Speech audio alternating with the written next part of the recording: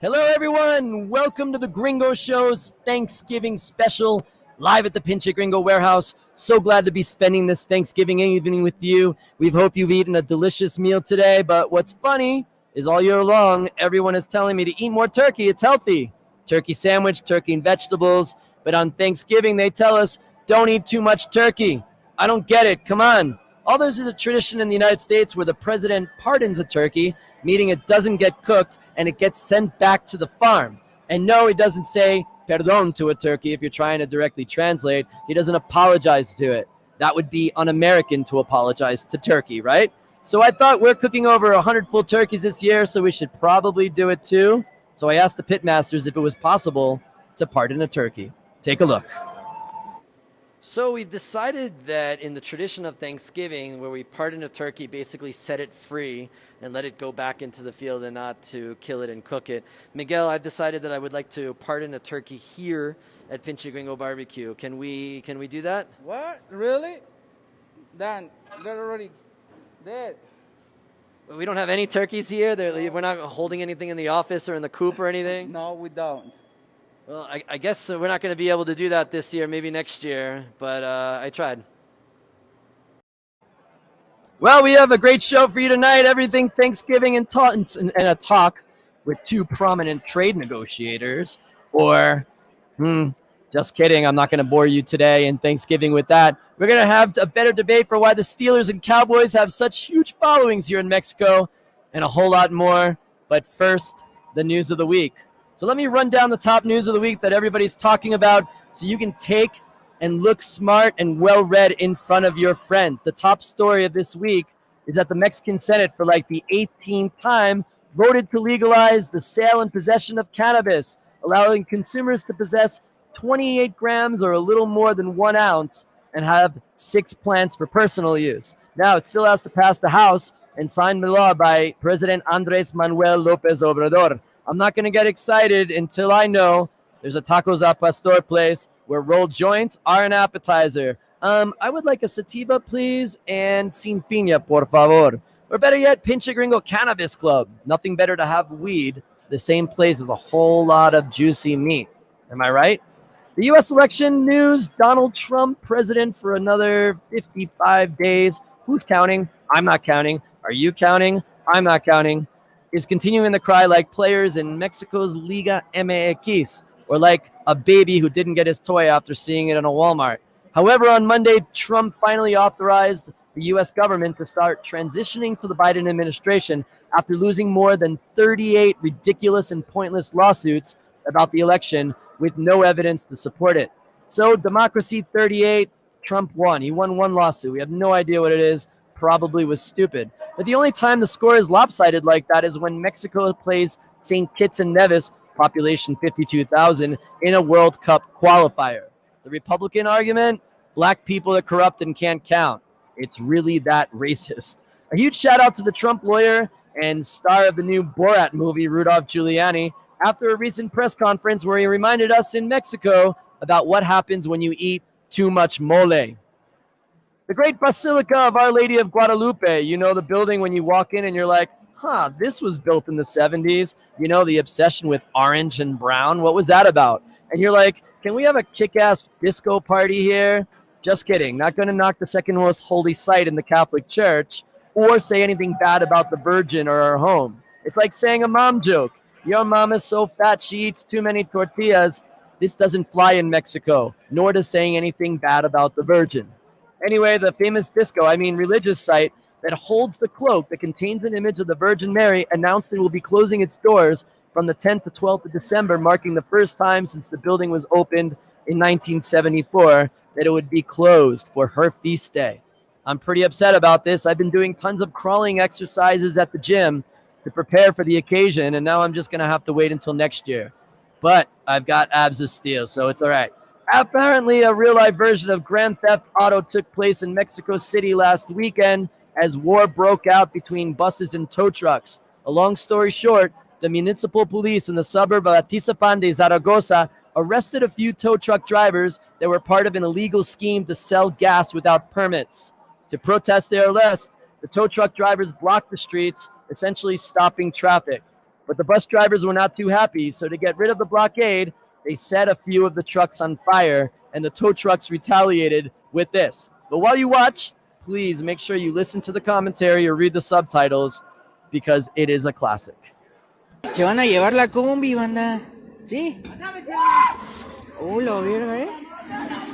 ¡Oh, la verga!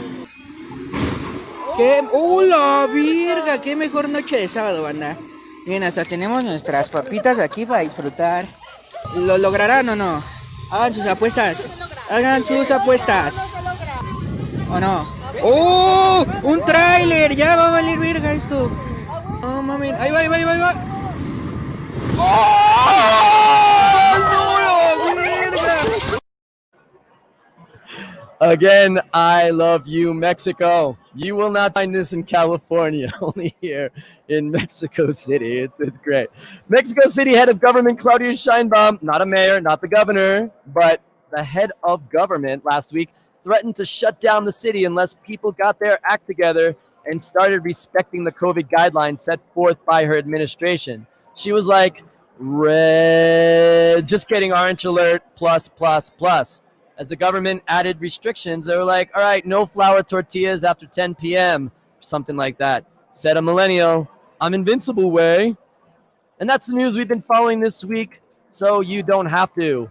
All across the United States, people are celebrating their Thanksgiving with turkey, stuffing, pumpkin pie, and a drunk uncle talking about how Donald Trump is the savior and that Democrats are running child prostitution rings out of pizza joints. Thank you, Uncle Ted, for that. But here in Mexico, it's like a normal, regular Thursday filled with traffic on the streets of tamales, Oaxaqueños. Javier Negrete went out to Chilangoland to talk to people about this Thanksgiving. Welcome to Chilangoland. Today is Thanksgiving, and I want to know why people are grateful for this year, so come to see. La salud sobre la vida. Que voy muy bien en los estudios y que pasé todas mis materias. Porque tenemos salud. Porque por esta pandemia del coronavirus. La verdad sí he hecho como una introspección personal y de eso sí me siento muy agradecida, de que mi familia esté sana, de que todos estemos completos y de que ya estamos por completar el año, cosa que mucha gente no tuvo esa fortuna. Porque tengo un buen trabajo y por eso estoy muy agradecida. Desde que tenemos primeramente que nada pues vida, salud. Por la salud, mía, de mi familia, por el aprendizaje que nos dejó la pandemia. And if we have a Mexican Thanksgiving, which dish has to be there? Ay, buena pregunta, porque sí, toda la comida mexicana me gusta, pero yo optaría por los chiles rellenos. ¿Rellenos de queso? Mole. ¿Mole? Yo soy del norte. Ajá. La verdad, pues no sé, una discadita, una carnita asada. Mole con arroz. A mí me encantan las tortas de camarón con romeritos. Entonces es un platillo típico de Zacatlán de las Manzanas, del estado de Puebla. Definitivamente los churros. Ay, pozole. So that is it for this week. Back to you, Dan. Feliz Día de Acción de Gracias. All right. I think churros would be a great dessert for Thanksgiving meal, even though I don't think I have any room left for anything. But there is one place that is celebrating. We are here at the Pinche Gringo Barbecue Warehouse. So let's go down to Sarah Wilson on the floor to find out how Americans feel about being in Mexico for the holiday and also why Mexicans would celebrate as well. Sarah, how you doing today? Can you hear me? I'm good, Dan. How are you doing? I'm doing well. I can't hear you too well, but go ahead. So how's Thanksgiving going down there on the floor? Is it safe? It's been crazy. Yeah, we have a full house here tonight, socially distanced, of course. And I have Marcus and Veronica. You want to tell me about their Thanksgiving experience? We're having some...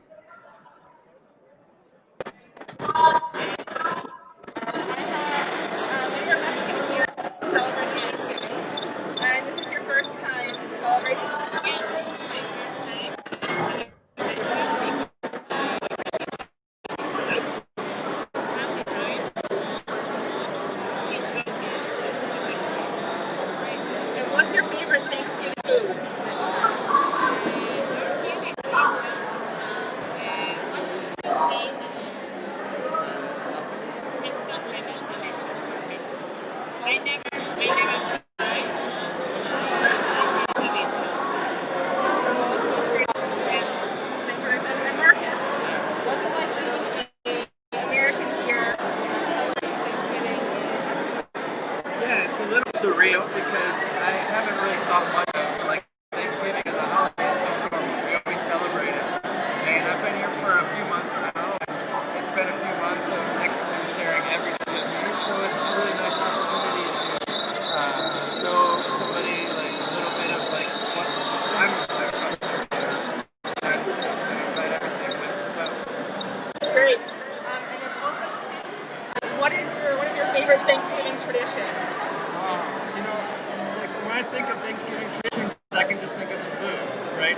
It always changes, like the group, the family, or part of the family. But like the food, I love stuffing. Also, the fact that you have like a group of people that all care about each other together is always really nice. I guess that'd be the excuse to get together. Sure, I love that. Thank you so much for joining us. And my favorite traditions growing up was breaking the wishbone. The wishbone tradition is one where you take a turkey, let it for a couple of days, and you create a competition. Competition where you take the dried wishbone, break it, and whoever gets the longest piece of their wish is free. So we decided to bring it out that day. Our celebration. So for Veronica's first Thanksgiving, I think it's a great inauguration. I could have you too. Your end.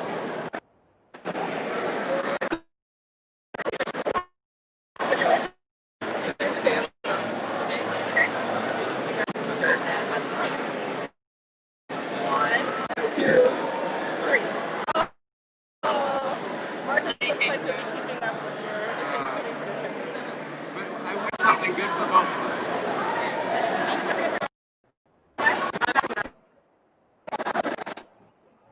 That was great. She's gonna be mad tonight. She's like, why did you break the wishbone on TV, right? Thanks so much, Sarah. Sarah, it's hard to hear you. I know there's a little bit of technical difficulty over there, but thank you so much for your report. Sarah Wilson, thank you so much. It's been great. All right, let's move on.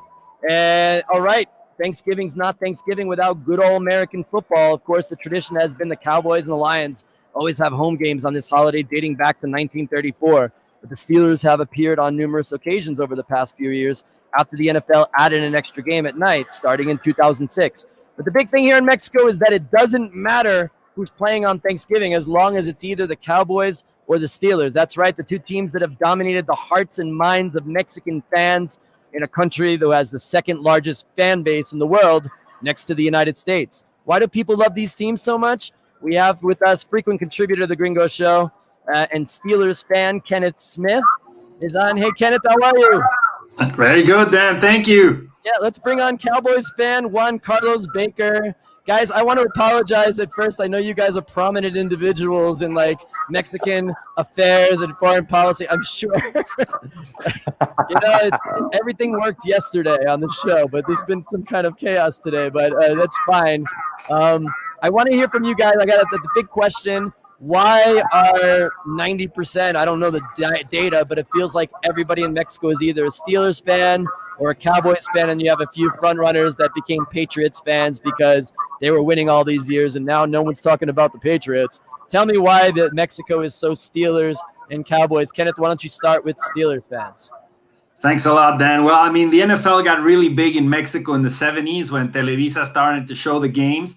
And that happened to be the decade that was really dominated by both the Steelers and the Cowboys. You know, they played two Super Bowls against each other in the 70s. They played another one in the 90s. So they're the team that has faced off the most times against each other in a Super Bowl. And out of the 10 Super Bowls in the 70s, 7 Super Bowls had either the Steelers or the Cowboys. So a lot of the fans, who were kids at the time, became huge fans of the teams that were big in the 70s. So you see Steelers and Cowboys mainly, but also from the old timers, you have the Raiders, you even have some Minnesota fans, believe it or not. And then the younger generations, some Bills fans, of course, Green Bay, San Francisco, etc. But it's just the biggest rivalry there is in Mexico when you talk about the NFL. And basically, it's in the north. Juan Carlos can tell you a little bit about how they love the Cowboys up there. But as usual, as I've always said, Mexico is Steeler country, whether you're in Baja California or Yucatan. I guess so. Juan Carlos, did you hear that? Kenneth said Mexico is Steelers country. Now, we can't really be proud. I mean, this year, this is weird because the Steelers are undefeated and the Cowboys are pretty pathetic. I mean, I don't know what they did today in their game. It was pretty embarrassing, especially that play with 4 minutes to go. It was really embarrassing especially against a 3-7 team. Doesn't even have a name. The Washington football team. What is your team doing? But what I will say that this is Cowboys country. Am I right? What do you think about that? Well, thanks to begin with. Thanks for having us, Dan. Happy Thanksgiving to everyone. And I agree with you. I think that I mean we need to disregard this season because it started on a very low expectation, and even so, those low expectations have been surpassed by far. But I guess that what Ken is saying is actually correct in terms of explaining how many of the people who are now watching the NFL either come from the Steeler fan base or the Cowboys fan base. And I actually did some research on this because I asked my dad, if you're watching, happy Thanksgiving back there. And I asked him, why are we Cowboys fans to begin with? And my dad's been a Cowboys fans forever. He lives in Monterrey. Whereas Ken is mentioned, there's a huge fan base of the Cowboys. And his answer was actually kind of silly because he said, well, back in the day, they used to be a good team. And besides, there was nothing else to watch. So I suppose that the question really becomes whether either we are Cowboys fans or Steelers fans just out of the TV. And I wonder whether that rivalry, although that I do agree with Ken in terms of how fierce that is, I wonder if that rivalry actually is much more representative for people above certain age, but younger generations perhaps do not feel as allured by that as well. But having said that, I think that the Cowboys and the Steelers are still going to dominate, at least in Mexico, for a few years to come. Well, I mean, I understand that for a long time, Dallas was the closest city to Mexico. Now it's Houston, right? With the Texans, and I know that there was a game between the Cowboys and the Arizona Cardinals in '95 or 2000 or 2005 maybe, before all of these games started coming in. So definitely a rivalry and a development of that. But Kenneth, it's pretty embarrassing, right, to be a Cowboys fan these days. I mean, Jerry Jones, this guy's never going to actually make anything happen for his team. I mean, the Cowboys haven't been relevant in a long time. Kenneth, what do you think about that? Well, I mean, it's been a painful season, like Juan Carlos was mentioning. I mean, I'm in a football pool with a bunch of friends, and I actually picked Dallas at home today because I figure, with the excitement of Thanksgiving, they will pull through against the no-name team. But, I mean, it's just really bottom of the barrel. I've never seen them this bad. I mean, for the sake of our rivalry and for the NFL, I mean, it's good for the Cowboys to be up there doing, their thing.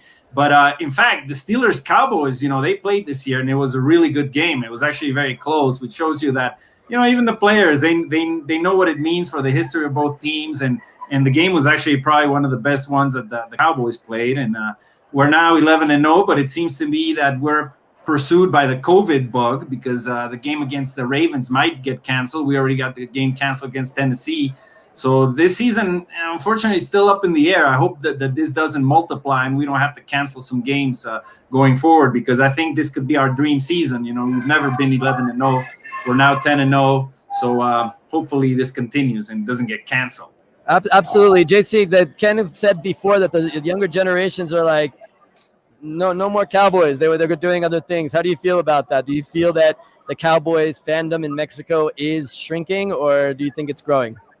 I don't think it's shrinking. I think that because the games are still broadcasted, pretty often, unlike some other games from teams, the Chargers or others that perhaps are not as popular in Mexico as the Cowboys.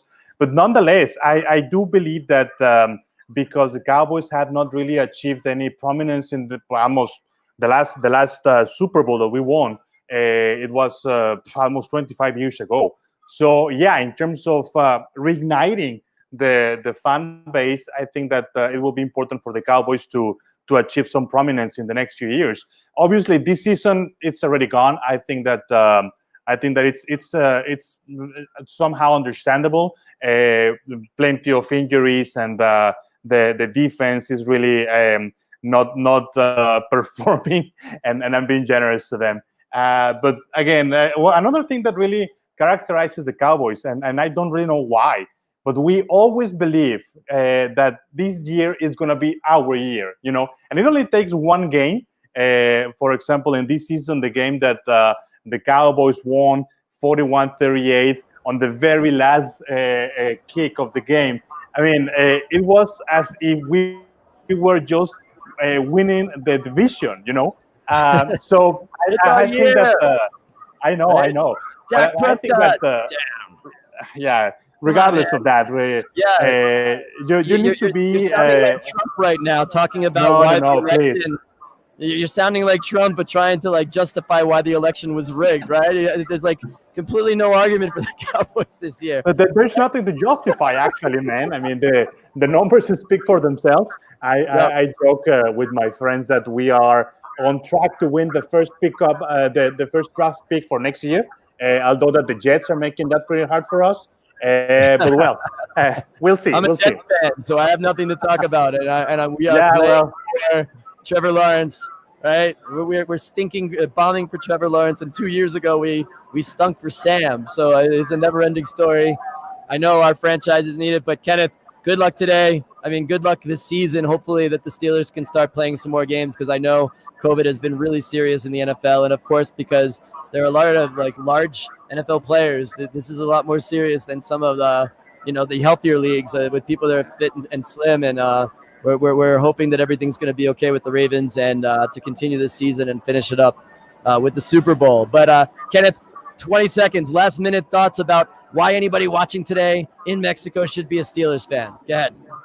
Oh, because of the tradition, we're back to the steel curtain like we were in the 70s. This team reminds me of the 1978 team that went first 7-0 and then actually beat the Cowboys in the Super Bowl. So, I mean, we're a fun team, young team of wide receivers.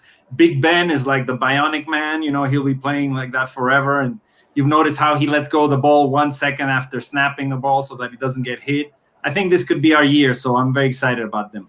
All right, JC, 20 seconds. Tell me why we should be Cowboys fans. I don't have any arguments to try to convince anyone to be a Cowboy fan these days. I guess we can. I can only point at the tradition. I can only point at the fact that despite not having won a Super Bowl in almost 25 years, we still have 5 of them, and there are only a couple of teams that can count on that on the records. So we'll turn the corner. Just need to be there. Yeah, well.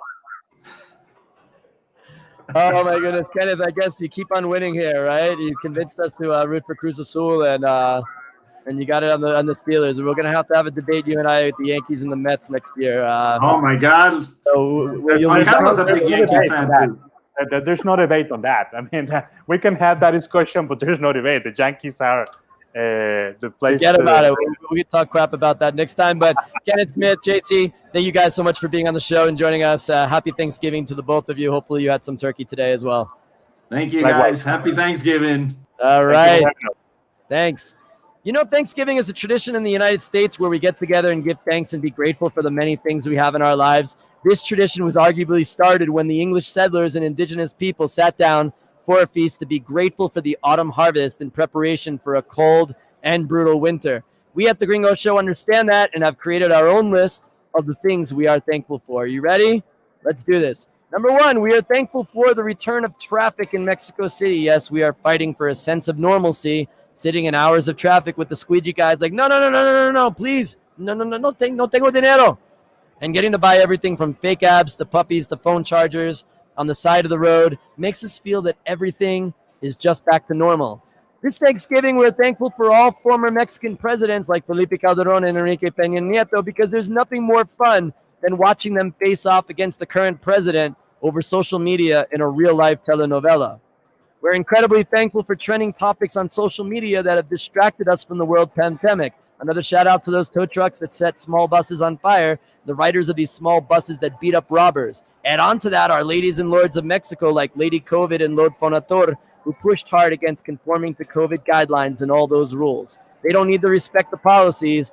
They're better than that. On this very special holiday, special thanks to the Mexican justice system. Yes, it was nice for us to say, I don't believe it when we heard about Culiacan. And did that really happen when we learned the news of General 100 Fires and super confident he'll have due process when coming back to Mexico? Wink, wink.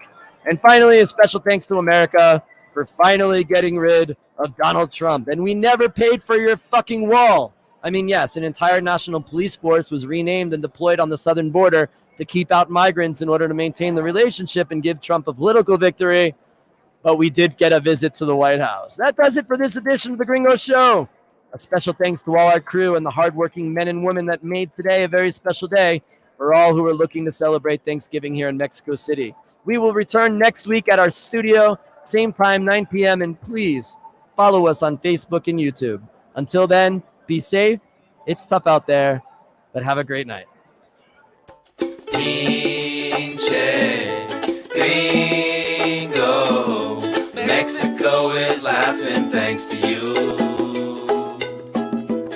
We like to watch you dance salsa and listen to your best Spanish too. We like to watch you almost die from spicy food.